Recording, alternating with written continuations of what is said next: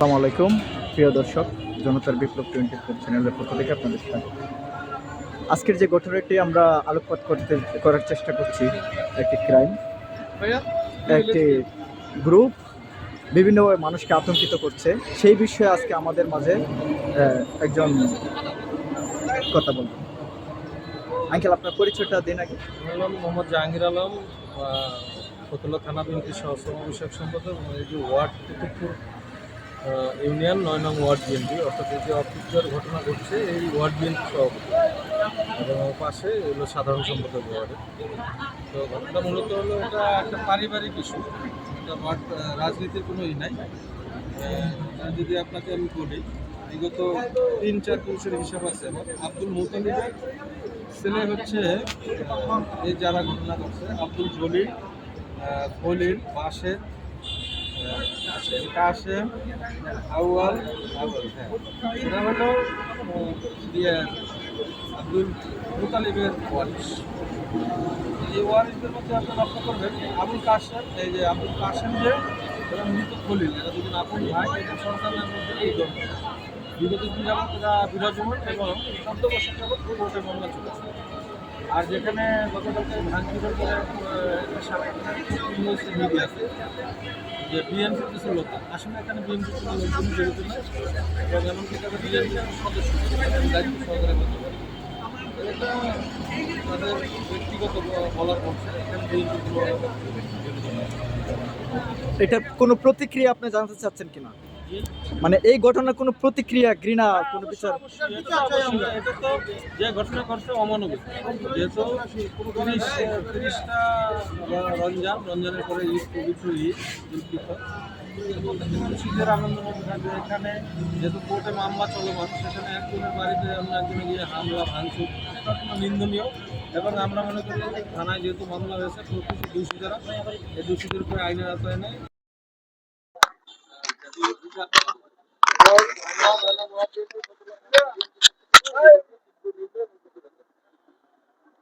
প্রিয় দর্শক, আপনারা দেখতে পাচ্ছেন উক্ত ঘটনাটি আসলে দলীয় কোনো ব্যক্তির দ্বারা করা হয় নাই। আর আমরা যারা মানবতার স্বার্থে কাজ করি, আমরা কোনো দলে, প্রতিটা দলে দেশের স্বার্থে, জাতির স্বার্থে আমরা রাজনীতি করি। কোনো দলে কিন্তু কোনো সন্ত্রাসী উগ্রতাকে আশ্রয় দেয় না। এটাই কিন্তু চাচার বক্তব্য ফুটে উঠলো। আমরা আবারও আরেকজন চাচার আমরা সাক্ষাৎকার নিয়ে আসছি।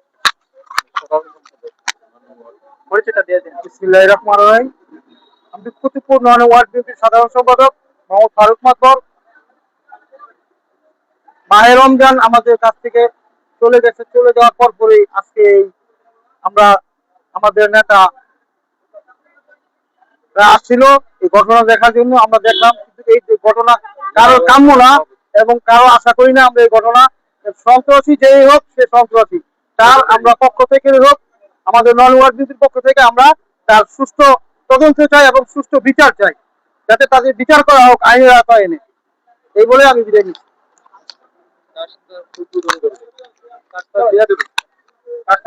আসসালামু আলাইকুম।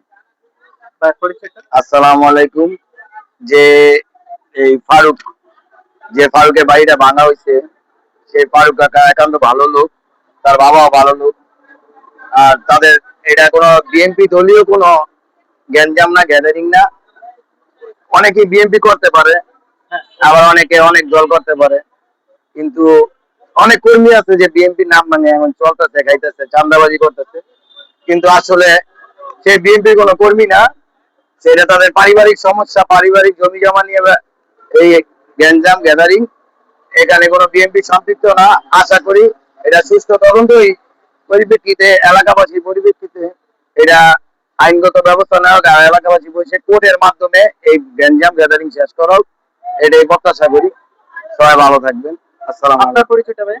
আমার পরিচয়, আমি লামাপাড়া রামারবাগ কবরস্থান কমিটির উন্নয়ন সম্পাদক, এলাকার সমাজসেবক হিসাবে আছি। যাই হোক, আমরা এই নিউজটি করতে সবচেয়ে বেশি যে জায়গায় আনন্দিত, এই নিউজটিতে যেমন এনসিপি জামাতের লোকেরা বিষয়টি নিয়ে তদন্ত করতেন, কাজ করছেন, ঠিক সেইভাবে বিএনপির লোকেরাও বা ওনার ভুক্তভোগীর পাশে দাঁড়িয়েছে।